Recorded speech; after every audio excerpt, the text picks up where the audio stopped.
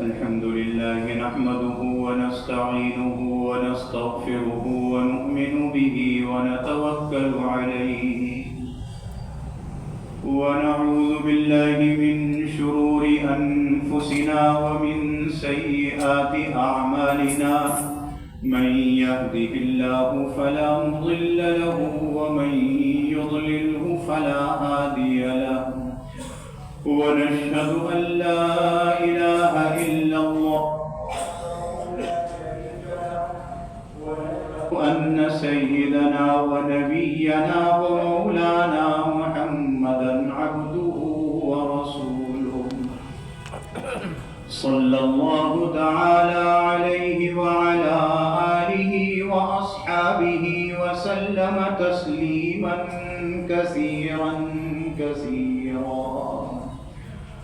أما بعد فأعوذ بالله من الشيطان الرجيم. بسم الله الرحمن الرحيم. سبحان الذي أسرى بعبده ليلا من المسجد الحرام إلى المسجد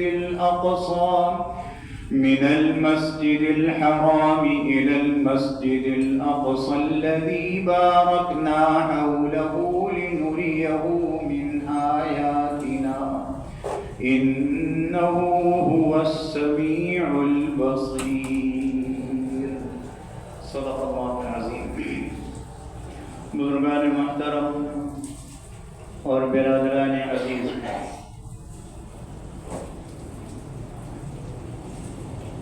رجب المرجب کا مہینہ شروع ہو چکا ہے اور جناب رسول اللہ صلی اللہ علیہ وسلم اس مہینے کے شروع ہونے کے بعد ایک دعا کو رمضان تک اپنی دعاؤں میں شامل فرما لیا کرتے تھے. اور کیا دعا شامل فرماتے تھے؟ کون شامل فرماتے تھے؟ جو افضل البشر، سب انسانوں میں سب سے بہتر، سید الانبیاء والمرسلین، انبیاء کرام علیہم الصلاۃ والسلام کے سردار، جن کی طاقت اللہ نے 70 مردوں کے برابر رکھی، وہ یہ دعا فرماتے تھے. اس دعا کے الفاظ کبھی غور کر لیجیے.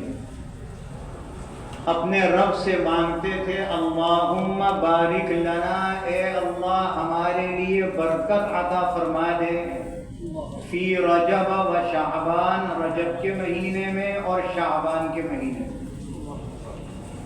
وَبَلِّغْنَا رمضان، اور ہمیں عافیت کے ساتھ، خیریت کے ساتھ رمضان کے مہینے تک پہنچا دیجیے.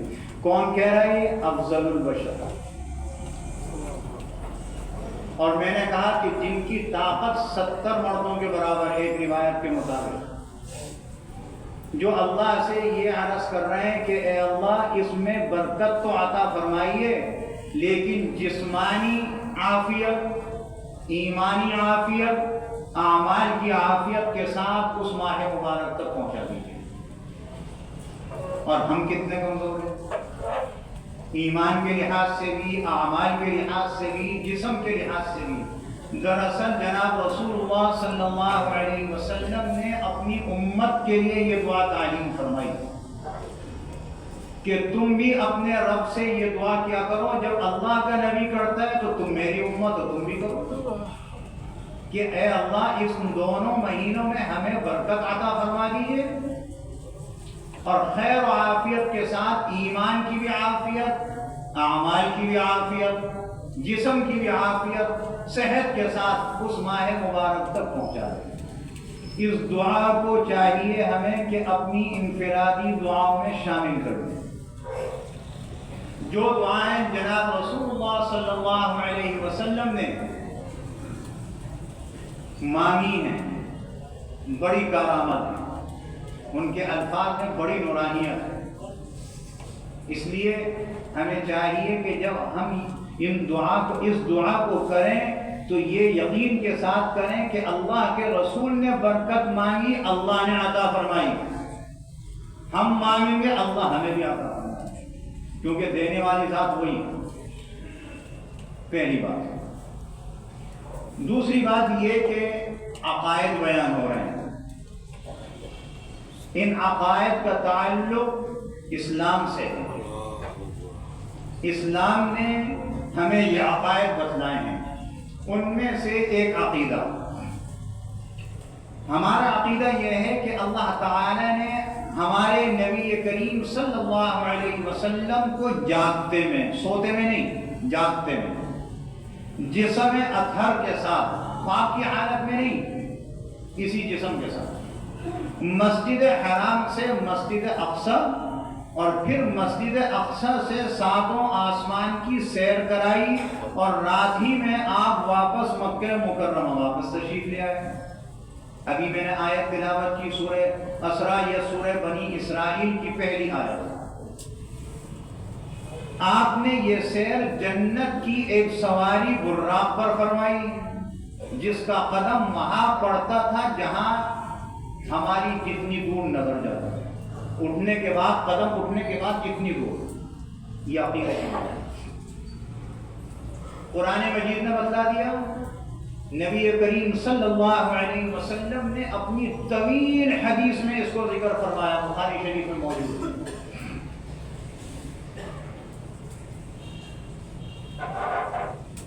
لیکن یہ کس مہینے میں ہوئی؟ بعض فرماتے ہیں رمضان میں ہوئی، بعض فرماتے ہیں ربیع الاول میں ہوئی، بعض فرماتے ہیں محرم میں ہوئی، اور اکثریت اہل علم کی، محدثین کی، مفسرین کی، وہ فرماتے ہیں کہ رجب کے مہینے میں ہوئی، جس میں ہم اور آپ چل رہے ہیں۔ حضور علیہ السلام کو اتنا بڑا سفر عطا ہوا کہ کسی نبی کو نہیں ہوا، جاگتے کی حالت میں ہوا، اور انتہائی محدود وقت میں انتہائی عظیم و شان بڑا سفر، بڑی تفصیل کے ساتھ۔ سیرت کی کتابوں میں اس کی تفصیل موجود ہے، لیکن اللہ کے نبی نے اس سفر کے بعد، جس میں نمازیں بھی فرض ہوئیں، جس میں اللہ رب العزت سے ہم کلامی بھی نصیب ہوئی، جس میں اللہ رب العزت نے ہمارے نبی صلی اللہ علیہ وسلم سے تحفے بھی طلب فرمائے اور تحفے عطا بھی فرمائے، اس اتنے بڑے سفر کے بعد بھی اللہ کے نبی نے نہ اس رات کی کوئی عبادت تعلیم فرمائی، نہ دن کی کوئی تعلیم فرمائی، کہ بھئی اتنا بڑا سفر ہوا ہے تو رات کو ایسا کرو، ساری رات جاگ کے سائیکلوں پہ، موٹر سائیکلوں پہ گھوما کرو، سب کی نیندیں حرام کیا کرو، نہیں بتلایا۔ نہ مسجدوں میں بیٹھ کر یہ بتلایا کہ ساری رات عبادت کرو، عشاء پڑھو، گھر جاؤ، جو رات کی تمہیں عبادت میسر ہے، جو تم کرتے ہو انفرادی کرو، فجر پھر پڑھ لو آگے۔ دن کی بھی کوئی عبادت تعلیم نہیں فرمائی۔ اب اگر ہم یہ کہیں کہ بھائی اتنا بڑا سفر ہوا تھا اور ہم تو رات کو جا کے گزاریں گے، پہلی بات تو یہ کہ یہ یقین ہے کہ 27 رجب کو ہی ہوا تھا۔ دوسری بات یہ کہ حضور علیہ السلام نے بے وقوفوں کی بات نہیں کرنا۔ آج کل بے وقوفوں کا ایک ٹولہ ہے جو میڈیا پر بیٹھ کر یہ کہہ دیتا ہے، جب ان سے ایسی بات کہی جائے کہ حضور علیہ السلام نے یا اسلام نے یا صحابہ نے کہاں کیا ہے، وہ کہتے ہیں اچھا یہ بتلاؤ منع کہاں ہے، منع کہاں کیا؟ تو بہت ساری ایسی چیزیں جو منع بھی نہیں فرمائی، کرنے کا حکم بھی نہیں دیا، تم کرتے ہو۔ اصول یہ ہے کہ جو اللہ کا نبی حکم دے کہ یہ عبادت ہے، وہ عبادت ہے، بس اس کے علاوہ ہم کہیں کہ یہ عبادت ہے، اسی کو اللہ کے نبی نے بدعت فرمایا، تو اس لیے کوئی عبادت نہیں۔ حضرت عمر فاروق رضی اللہ تعالی عنہ 27 رجب کا روزہ اگر کسی مسلمان کو رکھتے ہوئے دیکھتے تھے اور وہ یہ کہتا تھا کہ یہ 27 رجب کی وجہ سے رکھا ہے، کوڑا ہاتھ میں ہوتا تھا، زبردستی پانی پلا کر روزہ تھلوایا کرتے تھے۔ اگر آج بھی کسی میں اتنی طاقت ہو تو یہ سنت ادا کرنی چاہیے، لیکن ہماری اپنی طاقت نہیں ہے. دنگا فساد ہو جائے گا, ہو سکتا ہے وہ بھی دھرنے دے لیں. اس لیے کوئی عبادت نہیں بتلائی. اس میں اس رات کی اس سفر کی نسبت چیک کر کے ہم عبادت کریں گے, پڑھ لے درجے کی بے وقوفی ہے. کوئی عبادت کا ثواب نہیں ملے گا. اللہ فرمائے گا کہاں لکھا ہوا ہے؟ دیکھو قرآن مجید میں اللہ بار بار فرما رہا ہے منکرین کو کہ تم جو بات کہتے ہو سند دکھلاؤ مجھے. ہاتھوں برہانکم, کہاں ہے سند تمہارے پاس؟ تو معراج ہوئی ہے, اکثر علماء کے نزدیک اسی مہینے میں ہوئی ہے, لیکن اس کی عبادت کوئی نہیں. یہ عقیدے کی بات ہے کہ معراج ہوئی ہے. ہاں معراج کو یاد رکھنا ہے تو نماز کو دل جمعی کے ساتھ خشوع خضوع کے ساتھ اپنے وقت پہ ادا کرو, یہی معراج ہے. اس کو حضور علیہ السلام نے فرمایا کہ مسلمانوں کی معراج نماز میں ہے.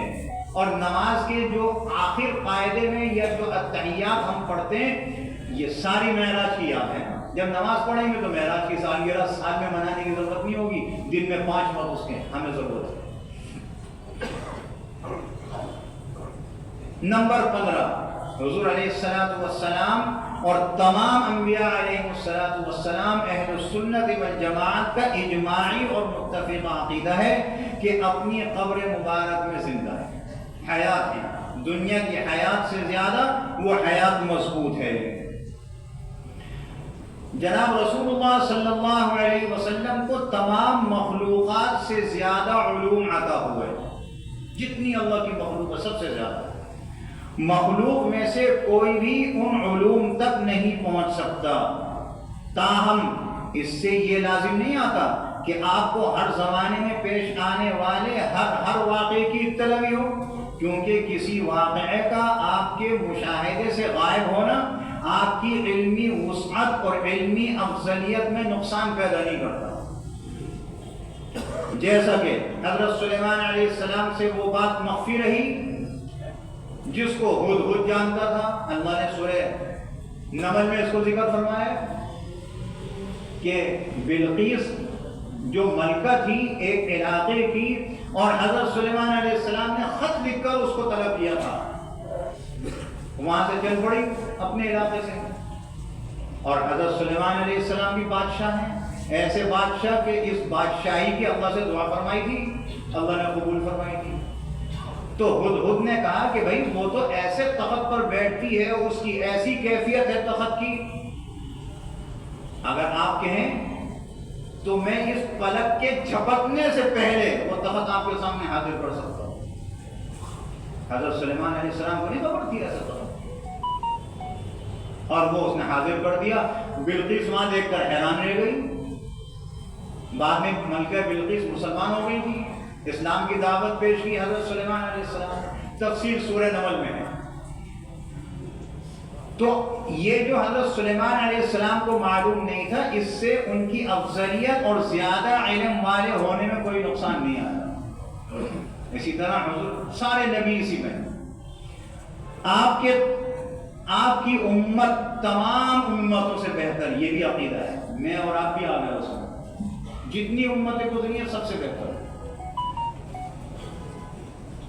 اور آپ کے صحابہ کرام رضوان اللہ علیہم اجمعین تمام انبیاء کرام علیہم السلام کے اصحاب سے افضل, یہ بھی عقیدہ ہے.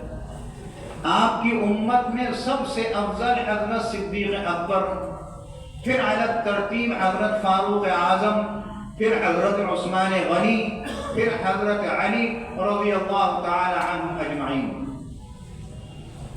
ہمارا یہ بھی عقیدہ ہے کہ حضور علیہ السلام کے بعد حضرت صدیق اکبر رضی اللہ عنہ خلافت کے سب سے زیادہ حقدار تھے, کیونکہ امت میں وہی سب سے افضل تھے.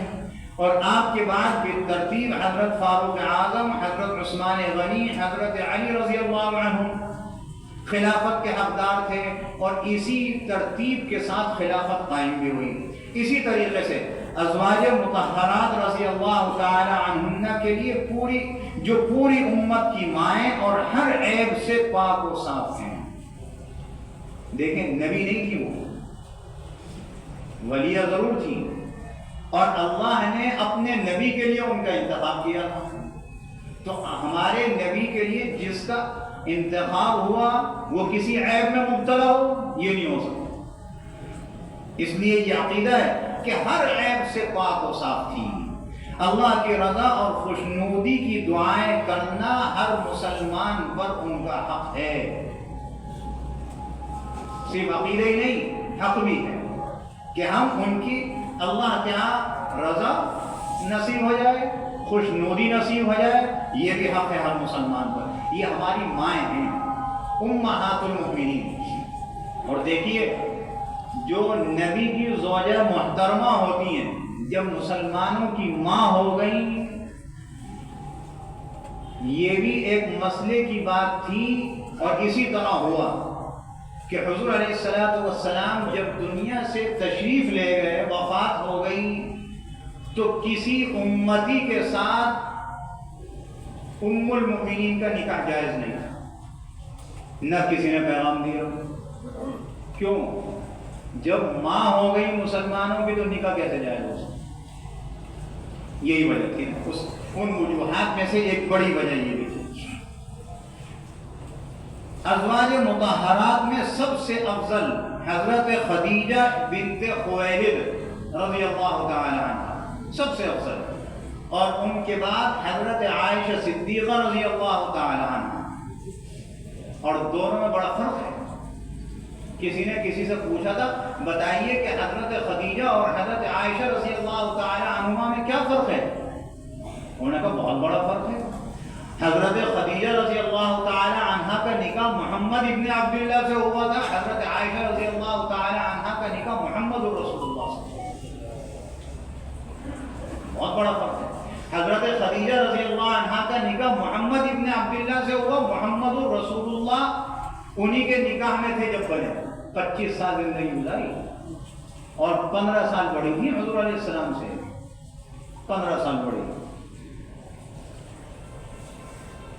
اور جب تک ان کی زندگی میں رہی 25 سال رہی. 25 سال کے بعد انتقال ہو گیا. 2 مرتبہ کی بیوہ تھی. حضور علیہ السلام نے دوسرا نکاح نہیں فرمایا ان کی زندگی میں. جتنے نکاح ہوئے ہیں سب 25 سال گزارنے کے بعد. جب آپ کا نکاح ان سے ہوا تھا 25 سال عمر تھی، تو 25 سال گزرے، 50 سال ہو گئے. تو جتنے نکاح ہوئے ہیں دوسرے تیسرے چوتھے 11 تک، وہ 51 سال سے لے کر اور 63 سال 13 سال کے درمیان بس.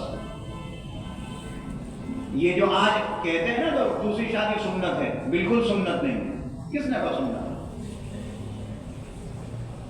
ہمارے حضرت مولانا احتشام الحق صاحب تھانوی رحمۃ اللہ علیہ فرماتے تھے کہ بھائی دوسری شادی سنت ہے. سنت کا طریقہ میں تمہیں بتلاؤں. پہلی بیوی کے ساتھ 25 سال گزارو گے. 25 سال کے بعد یا وہ مر جائے یا زندہ رہے. اب تم 25 سال کے بعد دوسرے نکاح کا پیغام بھیجو تو جواب آئے گا بڑے میاں ہمیں تمہارا رشتہ قبول نہیں ہے. یہ ہے سنت. یہاں کہتے ہیں ہر آدمی کہتا ہے دوسری شادی سنت. سنت تو دیکھو پہلے حقوق ادا نہیں ہوتے اور شادیوں کی ترغیب دی جا رہی ہے. یہ سب سے افضل ہے. اور ہم تمام صحابہ کرام سے محبت اور عقیدت کو ایمان کا تقاضا سمجھتے ہیں. ضروری ہے یہ ایمان کا تقاضا. ان کی اچھائیاں بیان کرنا اور ان کے لیے اللہ رب العزت سے رحمت اور بخشش کی دعائیں کرنا ایمان کا خاصہ ہے. اور ان کی شان میں گستاخی کرنا اور نازیبا بات زبان سے نکالنا گمراہی قرار دیتے ہیں. یہ بھی عقیدے کی بات ہے. صحابہ کرام کے درمیان جو اختلافات پیش آئے ان کے بارے میں خاموشی اختیار کرنا ہی سلامتی کا راستہ ہے. ان اختلافات میں بحث اور فیصلہ کرنا ایمان کی سلامتی کے لیے نہایت خطرناک ہے. ہم کون ہوتے ہیں فیصلہ کریں؟ اللہ نے فرما دیا رضی اللہ عنہم ورضوا عنہ. حضرت امیر معاویہ رضی اللہ تعالی عنہ کو ہم مسلم خلفاء میں سے مانتے ہیں اور ان کے فضائل اور مناقب کے معترف ہیں. اور ساتھ ہی ہم ان کے حضرت علی رضی اللہ تعالی عنہ کے ساتھ پیش آنے والے اختلاف میں ان کی رائے کو اجتہادی خطا پر محمول سمجھتے ہیں، اور حدیث میں فرمایا گیا اجتہاد میں اگر کوئی خطا پر ہوتا ہے تو اس کو ایک اجر ملتا ہے، تو تب بھی ان کو اجر ہے۔ ان کی فضیلت اور مناقب کا عقیدہ بھی رکھتے ہیں۔ یہی حضرت معاویہ رضی اللہ تعالی عنہ ہیں جن کی وفات 22 رجب کو ہوئی۔ ہمارے ہاں یوم وفات منانا جائز نہیں ہے، لیکن ان کی وفات پر دشمنان اسلام جو ہیں وہ خوشیاں مناتے ہیں، اور ہم مسلمان تو ہر خوشی کی بات اپنے ہاں رسم سمجھتے ہیں، ہماری ابھی آنی چاہیے۔ تو ہم جو ہے 22 رجب کو کنڈے کرتے ہیں، اللہ ان سب کا کنڈا کرے جو 22 رجب کو کنڈے کرتے ہیں۔ حضرت امیر معاویہ رضی اللہ عنہ کی وفات کی تاریخ میں شرم نہیں آتی؟ وہ ان کی وفات پر کرتے ہیں اور ہم نے ان جہاں سے لے لیا، کون سے اس میں اس کی بات ہے نا کہ اجر و ثواب، الٹا ہمیں گناہ ہمارے سروں پر آ جائے گا۔ اس سے بچو، حرام چیز ہے۔ کسی بھی صحابی کی وفات کے دن خوشی منانا جائز نہیں ہے، حرام ہے۔ علم غیب صرف اللہ تعالی کی صفت کمال ہے، یہ صفت کسی مخلوق کو حاصل نہیں۔ اگر کوئی شخص بلا تعویل یہ صفت کسی مخلوق کے لیے مانے گا تو وہ مشرک اور کافر ہو جائے گا۔ اس لیے قرآن مجید میں اللہ نے فرمایا وَلِلَّهِ غَيْبُ السَّمَاوَاتِ وَالْأَرْضِ، آسمان و زمین کی پوشیدہ باتوں کا علم اللہ تعالی ہی کے ساتھ خاص ہے۔ دوسری آیت میں فرمایا وَعِندَهُ مَفَاتِحُ الْغَيْبِ لَا يَعْلَمُهَا إِلَّا هُوَ، یعنی پوشیدہ باتوں کا علم سوائے اللہ کے کوئی نہیں جانتا۔ ایک اور جگہ ارشاد فرمایا قُلْ لَا أَقُولُ لَكُمْ عِنْدِي خَزَائِنُ اللَّهِ وَلَا أَعْلَمُ الْغَيْبَ وَلَا أَقُولُ لَكُمْ عِنْدِي مَلَكٌ، یعنی اے نبی صلی اللہ علیہ وسلم آپ فرما دیجئے میں تم سے نہیں کہتا کہ میرے پاس اللہ کے خزانے ہیں، یا یہ کہ میں غیب دان ہوں، اور نہ میں تم سے کہتا ہوں کہ میں فرشتہ ہوں۔ چوتھی جگہ ارشاد فرمایا وَلَوْ كُنْتُ أَعْلَمُ الْغَيْبَ لَاسْتَكْثَرْتُ مِنَ الْخَيْرِ وَمَا مَسَّنِيَ السُّوءُ، یعنی اگر میں غیب دان ہوتا تو بہت سے فائدے حاصل کر لیتا اور مجھ کو کوئی نقصان بھی نہ پہنچتا۔ اللہ فرما رہا ہے قرآن میں، نبی کو غیب کا علم نہیں ہوتا۔ ان ساری آیتوں سے معلوم ہو گیا کہ عالم الغیب ہونا صرف اللہ رب العزت کی صفت ہے، یہ صفت کسی مخلوق کو حاصل نہیں ہے۔ چنانچہ حضور اقدس صلی اللہ علیہ وسلم بھی عالم الغیب نہیں تھے، کیونکہ عالم الغیب وہ ہوتا ہے جو بغیر کسی کی خبر دیے غیب کی ساری باتیں جانتا ہو اور اس کا علم ذاتی ہو۔ حضرت صلی اللہ علیہ وسلم نے جو امت کو بعض غیب کی باتیں بتائی ہیں ان کی خبر آپ کو اللہ تعالی نے دی، اور ہر غیب کا علم آپ کو نہیں تھا، جیسا کہ کثیر تعداد میں اس کے واقعات احادیث شریفہ میں موجود ہیں۔ ان میں سے ایک حضرت عائشہ رضی اللہ تعالی عنہا پر تہمت کا واقعہ، منافقین نے لگایا اور بڑا کریہ الزام لگایا۔ حضور علیہ السلام بڑے پریشان رہے اور بڑی تکلیف میں تھے۔ ایک عرصہ گزر گیا، 20-25 دن، مہینہ، اس کے بعد اللہ نے سورہ نور کے ابتدائی 2 رکوع نازل فرمایا۔ جب حضور علیہ السلام کو اصلیت معلوم ہوئی اور منافقین کا پول کھلا، اگر یہ ساری چیزیں ہوتی تو تکلیف کیوں اٹھاتے؟ یہ ایک مثال بیان، بتیری مثالیں موجود ہیں، باقی انشاءاللہ آئندہ جمعے میں عرض کیا جائے گا۔ اللہ رب العزت مجھے اور آپ کو عقائد میں پختگی عطا فرمائے اور عمل کی توفیق عطا فرمائے۔ وآخر دعوانا الحمدللہ رب العالمین۔ سنت پڑھیں۔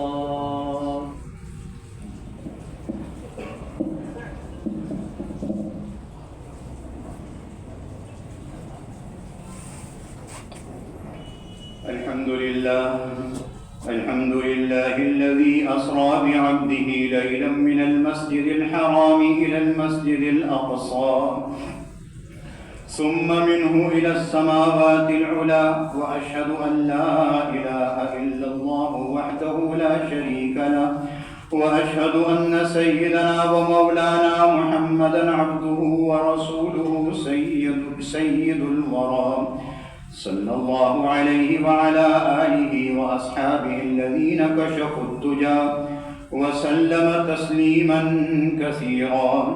أما بعد، فقد دخل شهر رجب الأصم، له أحكام بعضها من بعض أهم، فمنها كان رسول الله صلى الله عليه وسلم إذا دخل رجب قال: اللهم بارك لنا في رجب وشعبان وبلغنا رمضان. ومنها الصوم في بعض أيامه تخصيصا وفيه روايات. الأول ما روي مرفوعا ولم يصح منها شيء، وغايته الضعف وجلها موضوع. والثاني ما عن خرشة قال: رأيت عمر بن الخطاب رضي الله تعالى عنه يضرب أكف الرجال في صوم رجب حتى يضعوها في الطعام. أعوذ بالله من الشيطان الرجيم. لتركبن طبقا عن طبق. بارك الله لنا ولكم في القرآن العظيم، ونفعنا وإياكم بالآيات والذكر الحكيم.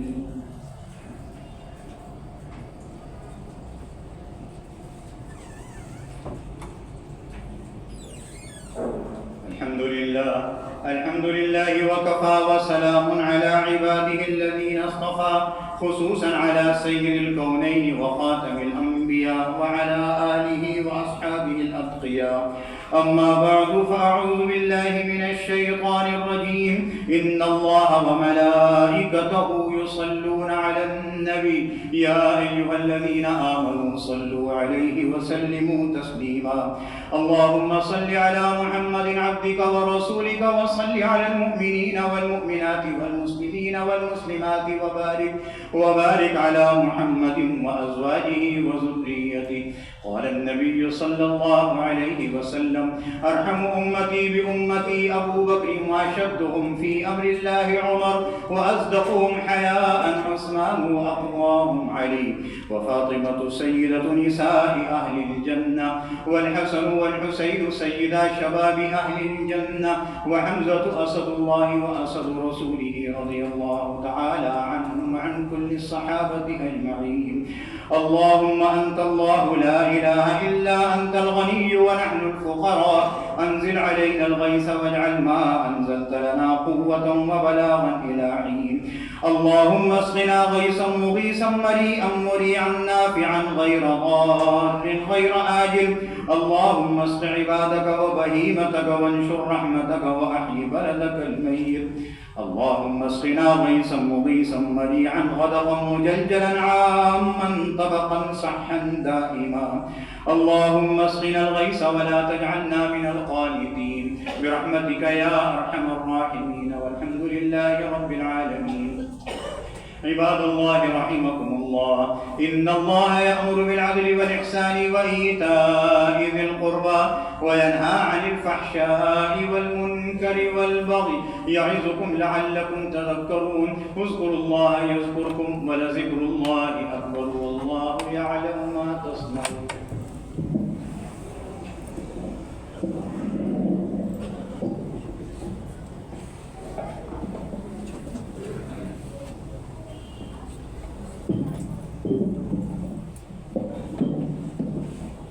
صفیں درست فرما لیجیے. آپ کی صف بالکل سیدھی رہے. مل مل کے کھڑے ہوئیے. درمیان میں فاصلہ نہ ہو. مسجد سے باہر جو نمازی ہیں ان کی صف میں اور اگلی صف کے درمیان میں 3 صفوں سے زیادہ کا فاصلہ نہیں ہونا چاہیے، ورنہ پیچھے جتنے نمازی ہوں گے ان کی نماز نہیں ہوگی. ہمیشہ ٹوپی پہن کر نماز پڑھنے کی عادت بنائیے. شلوار ٹخنوں سے اونچی رکھا کیجیے. نماز کے دوران موبائل فون بند رکھیے.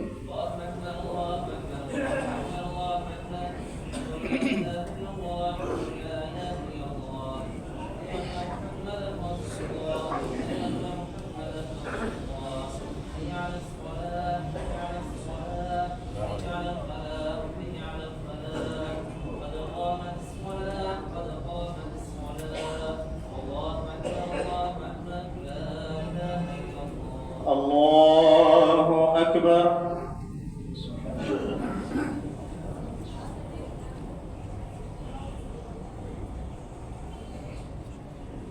الحمد لله رب العالمين الرحمن الرحيم مالك يوم الدين. إياك نعبد وإياك نستعين.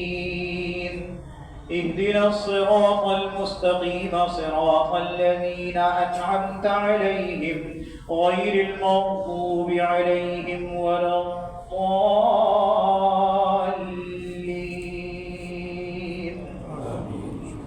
سبح اسم ربك الأعلى الذي خلق فسوى والذي قدر فهدى والذي أخرج المرعى فجعله غثاء أحوى. سنقرئك فلا تنسى إلا ما شاء الله إنه يعلم الجهر وما يخفى ونيسرك لليسرى فذكر إن نفعت الذكرى. سيذكر من يخشى ويتجنبها الأشقى الذي يصلى النار الكبرى ثم لا يموت فيها ولا يحيا. قد أفلح من تزكى وذكر اسم ربه فصلى. بل تؤثرون الحياة الدنيا والآخرة خير وأبقى.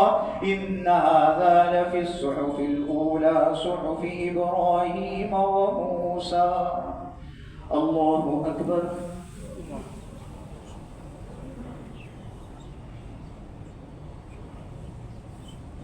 سمع الله لمن حمده. الله أكبر.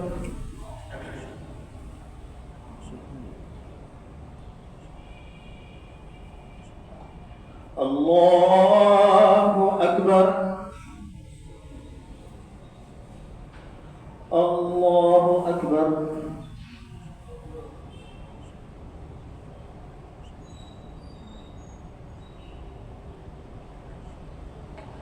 الله أكبر.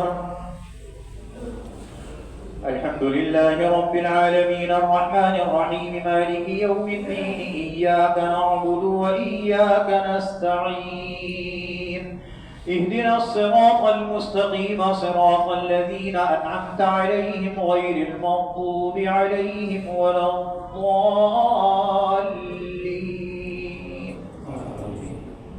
هل أتاك حديث الغاشية وجوه يومئذ خاشعة عاملة ناصبة تصلى نارا حامية تسقى من عين آنية ليس لهم طعام إلا من ضريع لا يسمن ولا يغني من جوع وجوه يومئذ ناعمة لسعيها راضية في جنة عالية لا تسمع فيها لاغية فيها عين جارية فيها سرر مرفوعة وأكواب موضوعة ونمارق مصفوفة وضرابي مبثوثة أفلا ينظرون إلى الإبل كيف خلقت وإلى السماء كيف رفعت وإلى الجبال كيف نصبت وإلى الأرض كيف سطحت فذكر إنما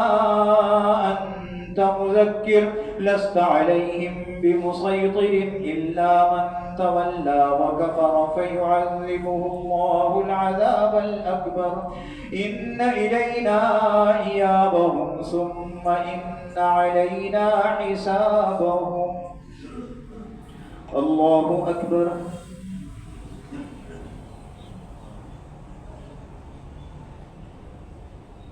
سمع الله لمن حمده. الله أكبر.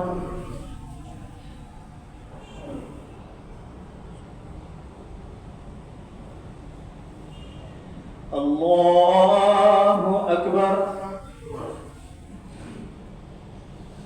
الله أكبر.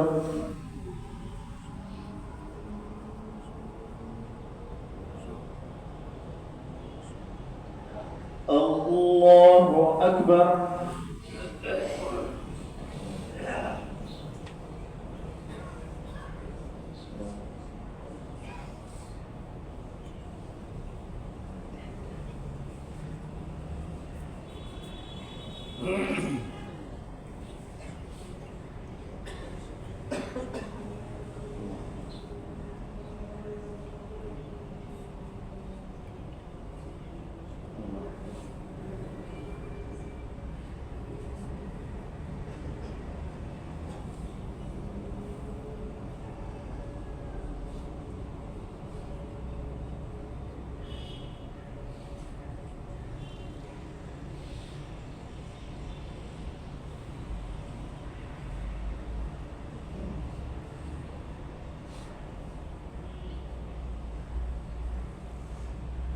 السلام عليكم ورحمة الله. السلام عليكم ورحمة الله. الله أكبر.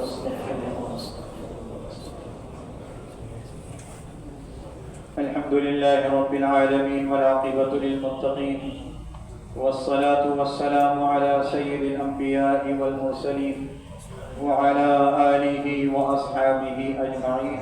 ربنا تقبل منا إنك أنت السميع العليم وتب علينا إنك أنت التواب الرحيم. ربنا آتنا في الدنيا حسنة وفي الآخرة حسنة وقنا عذاب النار.